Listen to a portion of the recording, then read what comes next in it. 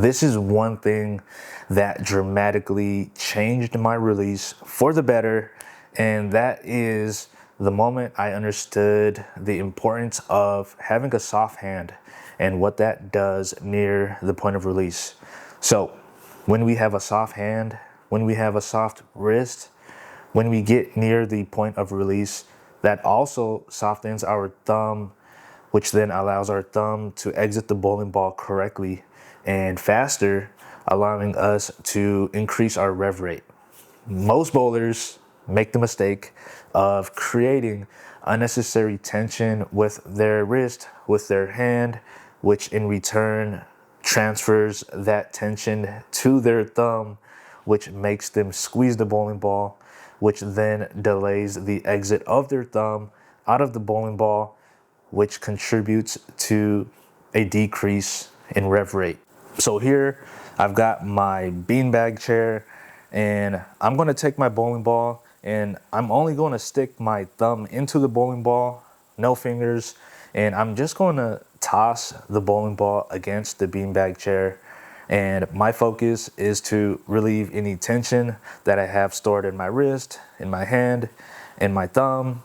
And what this is also going to do is amplify any issues, any thumb fit issues that I may have with my thumb hole, because if I cannot confidently do this and I feel like the bowling ball is going to slip out of my thumb, then that lets me know that my thumb hole is too loose and I should probably get it re-evaluated so that it fits and I feel comfortable doing this drill. What this is also going to teach, what this is also going to reinforce, is the idea of how important it is to prioritize getting our thumb out of the bowling ball.